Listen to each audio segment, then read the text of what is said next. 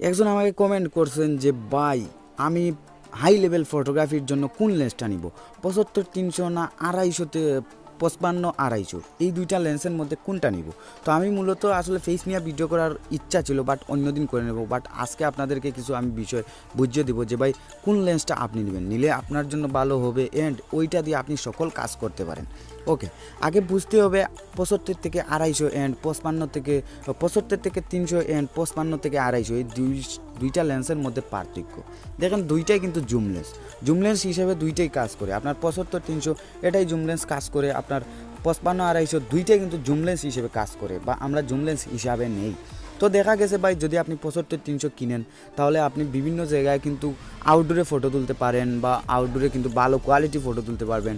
Manual mood বলেন, যে mood দিয়ে বলেন, আপনি ফটো ভালো মানে সেরা কোয়ালিটির ফটো তুলতে পারবেন। আপনার 75 এর ভিতরে কিন্তু আপনি ফটো তুলতে পারবেন না, 75-300 এর ভিতরে যে কোনো ফটো আপনি তুলতে পারবেন। সেম ক্ষেত্রে কিন্তু 55-250 সেম লেন্স, আপনার 55 মিনিমাম দূরে থাকতে হবে অ্যান্ড 250 পর্যন্ত আপনি ফটো তুলতে পারতেছেন। কিন্তু এই দুইটার মধ্যে অনেক পার্থক্য আছে। দেখেন আপনি সর্বপ্রথম যখন ক্যামেরা কিনেন, যদি আপনি চান যে ভাই আমি কিট নিব না, জাস্ট আমি এই জুম লেন্সটা নিব, হয় 75-300 না হয় 55-250, এই দুইটাই মধ্যে আমি একটা নিব। তো ভাই আপনি যেহেতু ডিসাইড করে নিয়েছেন, তার জন্য আপনাদেরকে আমি একটা অ্যাডভাইস দিয়ে দিই। আপনি সর্বপ্রথম 55-250 নেন, এতে অনেক সুবিধা পাবেন। দেখেন আপনি যে কোনো ওয়েডিং বলেন বা কাছাকাছি ফটো বলেন, তার জন্য কিন্তু আমাদের কিট লেন্সের প্রয়োজন হয়, না হয় প্রাইম প্রয়োজন হয়। কি জুম দিয়ে কিন্তু আপনি পারবেন না। 75-300 যেটা, এটা দিয়ে আপনি কাছের ফটো জীবনেও তুলতে পারবেন না, কিছু দূরে গিয়ে তুলতে হবে। তো এটাই মূলত বিষয়। আপনি 55-250 যে লেন্সটা, এটা কেনার ফলে আপনি কিছু কাছে ফটো তুলতে পারবেন। 55 দূর মানে এর থেকে মানে 5 আর 10 হাত দূরে থাকলেই আপনি ফটো তুলতে পারবেন। কিন্তু যখনই আপনি এইটা দিয়ে তুলবেন, মানে 75-300 দিয়ে তোলার চেষ্টা করবেন, তাহলে 75 মিলিমিটার আপনার দূরে যেতে হবে, এর ভিতরের ফটো আপনি তুলতেই পারবেন না। এক্ষেত্রে আপনার 250 থেকে মানে 55-250 এই লেন্সটা খুবই গুরুত্বপূর্ণ কাজ করবে। আর আরেকটা বিষয়, এই 75-300 এর দেখেন এখানে স্টেবিলাইজার অপশনটা নেই, মানে আপনি যদি হাতটা কিছু কাঁপাকাঁপি করেন তাহলে আপনার ফটোটা নষ্ট হয়ে যাবে। 55-250 ক্যাননের যে লেন্সগুলো, এগুলাতে হয়তো এই যে ক্যাননের যে লেন্সগুলো, এগুলাতে স্টেবিলাইজার অপশনটা দেওয়া আছে। তার ক্ষেত্রে আপনার যদি হাতটা কেঁপে যায় তাহলে আপনার ফটোটা নষ্ট হবে না। আর অন্য আদার্স কোম্পানির জানি না আছে কিনা স্টেবিলাইজার অপশনটা, তো 55-250 এই লেন্সের মধ্যে কিন্তু আছে। ইভেন আমার একজন পাশের মানে আমার একটা ছোটো ভাই আছে, তার কিন্তু 55-250 লেন্সটা আছে। এই লেন্সটা দিয়ে আমি বিভিন্ন ওয়েডিংয়েও গিয়ে কিন্তু ফটো তুলছি। হয়তো সেটা গ্রুপ ফটো তোলা যায় না, কারণ গ্রুপ ফটো তুলতে অনেক মেলা জায়গা প্রয়োজন হয়, তার জন্য কিন্তু এই 55-250 এই লেন্সটা কাজ করতে পারি না, বাট সেখানে কিন্তু কিট লাগাই দিই।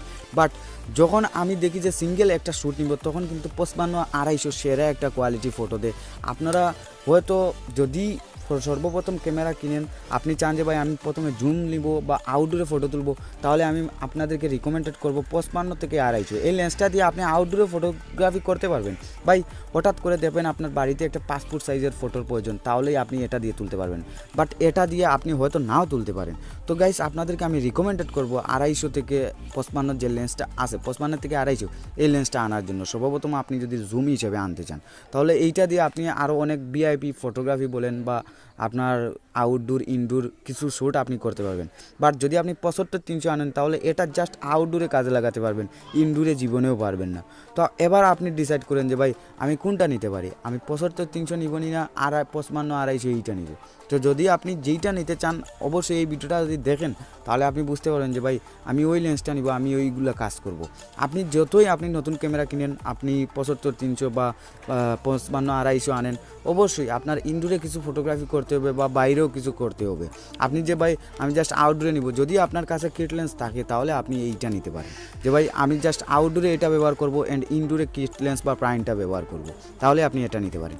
আর যদি আপনি সিঙ্গেল লেন্স নিতে চান, যে ভাই আমি 75-300 নিব না 55-250 নিব, তার ক্ষেত্রে আমি রিকমেন্ডেড করব 55-250। সেটা দিয়ে আপনি ইনডোরেও কিছু গুতাগুতি করতে পারবেন, আর আপনার আউটডোরে তো গুতাগুতি করতেই পারতেছেন। তো গাইজ আজকেই পর্যন্ত, যদি ভিডিওটি ভালো লাগে অবশ্যই একটি লাইক করবেন, আপনার লাইক অবশ্যই আমার ইন্সপায়ার ভাই। তো লাইক অবশ্যই করবেন, আর ভিডিওটা একটা কমেন্ট করবেন যে ভাই আসলে আপনার ভিডিওটা নাইস হয়েছে বা এইটা। যদি বাজে কমেন্ট করেন তাও করবেন, আমি অবশ্যই রিপ্লাই দেবো।